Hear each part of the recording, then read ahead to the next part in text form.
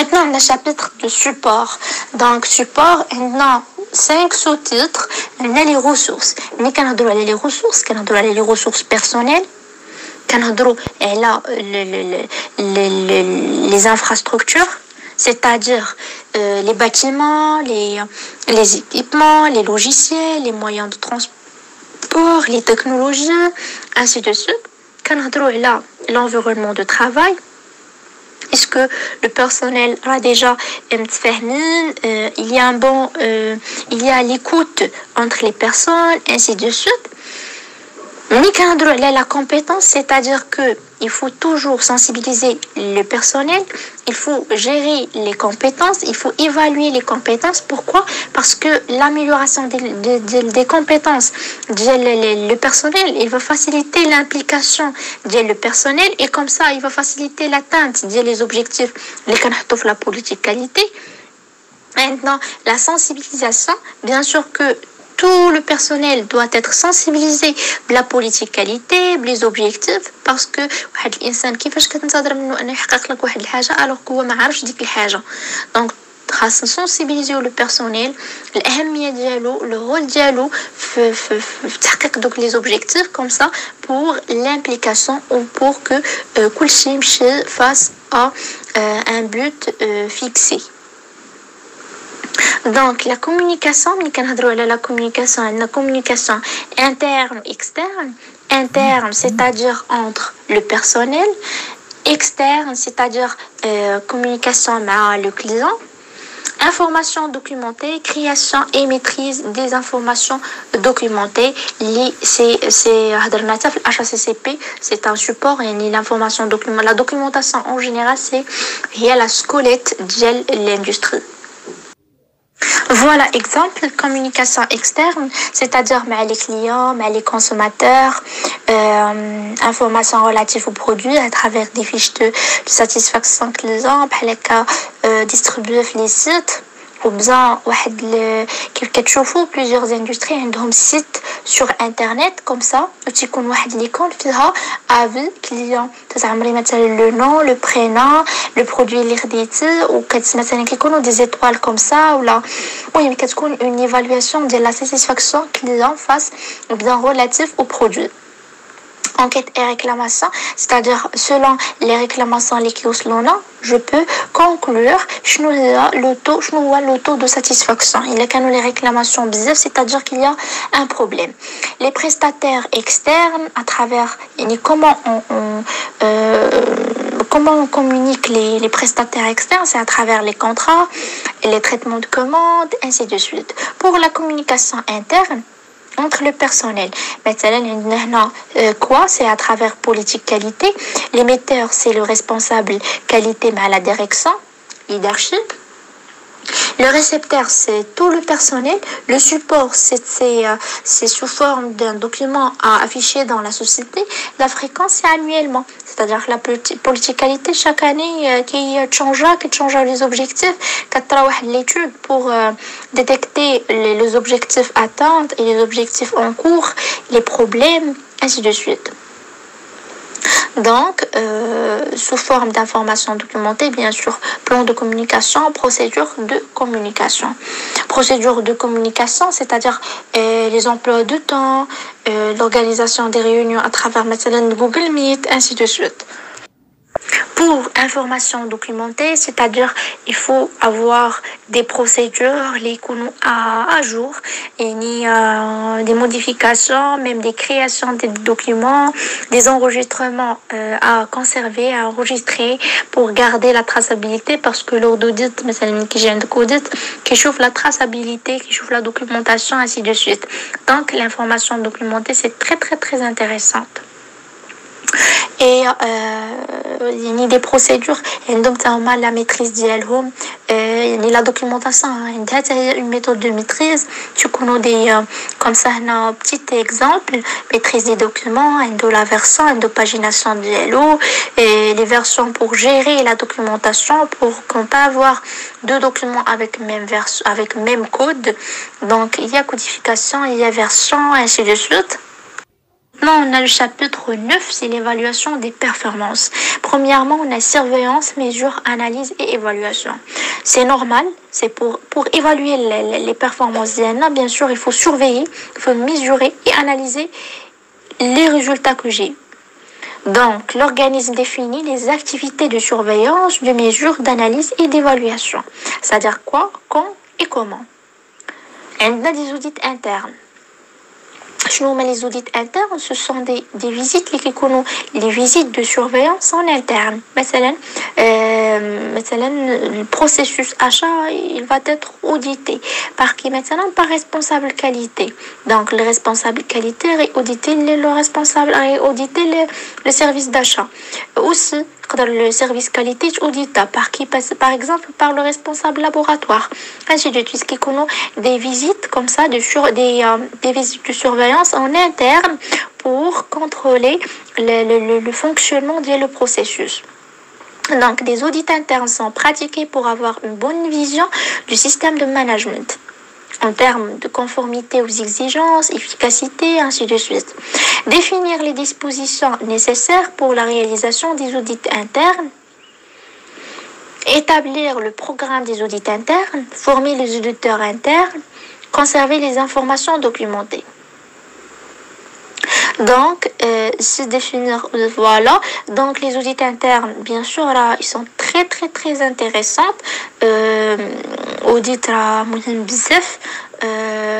très intéressé. Et voilà, qui يكون en interne, comme ça, باش كتلقاي les points de défaillance ou كتامéliorer lors d'audit مثلا en externe ما كنوقعوش مشاكل. Donc, بحال des évaluations, des examens اللي كدوزيهم pour bien sûr détecter le problème et le corriger. Et lors d'audit, qui connaissent plusieurs constats. Donc, il y a deux types de constats. Il y a les écarts positifs et les écarts négatifs.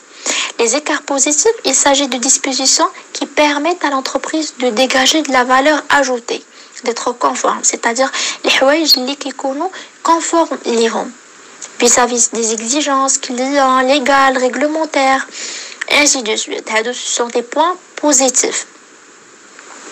Ou là, quand on les points les qui sont forts. Donc, les écarts négatifs, il s'agit de dispositions qui ne répondent pas aux exigences prévues par les référentiels externes, les normes, la réglementation et aussi internes, les procédures, les modes opératoires, ainsi de suite. Voilà, les choses c'est qu'il y a une zone de non-conformité, une zone de conformité, il y a les points sensibles, il y a les points de progrès ou bien les pistes de progrès. Donc la zone de conformité, il respecte les normes internes et externes d'une manière idéale. Les pistes fortes, c'est-à-dire les pistes liées à former la zone de conformité. Il y a des points sensibles, c'est-à-dire que il y a un confort, mais on y fait la limite. C'est-à-dire que après, il y a l'abaissement de le fonctionnement, on a une conformité mineure. Il y a la zone de non-conformité. Donc, il faut toujours essayer d'enlever les points sensibles pour être la zone de conformité ou bien au minimum pour être les pistes de progrès, c'est-à-dire ni bonnes ni mauvaises. Et donc, les points forts, ce sont des dispositions observées qui vont au-delà des exigences de référentiel interne et externe. Les non-conformités mineures, il s'agit de dispositions non conformes vis-à-vis des référentiels pour lesquels la conséquence n'a pas été observée. Il s'agit donc d'un risque potentiel. Les non-conformités majeures, il s'agit de dispositions non conformes vis-à-vis des référentiels internes ou externes pour lesquels la conséquence a été observée. Il s'agit donc d'un risque avéré. Donc, et pour les points sensibles, toujours qui prouvent la mémoire de l'auditeur.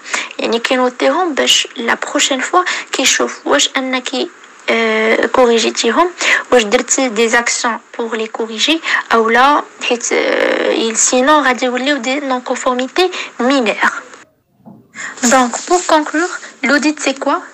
C'est d'auditer chaque processus méthodiquement, documentation et d'une manière indépendante. Dans quel but? Pour obtenir des preuves d'audit et pour évaluer ces preuves de manière objective. Pourquoi? C'est pour déterminer dans quelle mesure les critères d'audit sont satisfaits, ainsi que pour déterminer dans quelle mesure les critères d'audit sont satisfaits. Une revue de direction. Donc, pour la revue de direction, c'est une réunion qui se fait à des intervalles planifiés pour examiner le système management qualité réalisé par la direction. Généralement, à la revue de direction qui donne la fin de chaque année, que tu connais le brainstorming, la réunion, et comme ça, qui chauffent les objectifs ou les problèmes les canaux durant l'année, les choses pour la base de la revue documentaire qui ont des objectifs stratégiques annuels de l'année N+1, c'est-à-dire l'année prochaine. Donc, il faut évaluer la satisfaction des clients et les retours d'information des parties intéressées pertinentes, le degré de réalisation des objectifs qualité, la performance des processus et la conformité des produits ou bien des services, les non-conformités et les actions correctives, les résultats de la surveillance et de la mesure, les résultats d'audit, les performances des prestataires externes, l'adéquation des ressources, l'efficacité des actions mises en œuvre face aux risques et opportunités, et enfin les opportunités d'amélioration. Et normalement, en fin de la revue de direction, que tu connais information documentée qui connaît rapport, qui est un résumé les constats lors de la revue de direction. Encore fois pour conclure, donc la revue de direction, pourquoi? C'est pour prendre le recul sur le système et s'assurer de sa pertinence et son efficacité, qui c'est la direction, le responsable qualité et les responsables des processus de l'organisme, l'indicateur de chaque processus, quand c'est au minimum une fois par an. Chapitre 10, amélioration, et c'est le dernier chapitre. Donc, l'organisme doit déterminer et sélectionner les opportunités d'amélioration et entreprendre toutes les actions nécessaires pour satisfaire aux exigences du client et accroître la satisfaction du client. L'amélioration, c'est nécessaire. كيف قلت في الأول de la vidéo اللي قبل, on peut pas travailler sans améliorer. Toujours il faut améliorer pour être toujours le premier rang et pour être toujours le meilleur ou bien la meilleure. Donc, deuxièmement, on a non-conformité et action corrective. Donc, lorsqu'on dit non-conformité, c'est-à-dire non-respect d'une exigence. Et lorsqu'on dit action corrective, c'est-à-dire action qui vise à éliminer les causes d'une non-conformité. Donc, en cas de non-conformité, l'organisme doit la maîtriser, la corriger et faire face aux conséquences.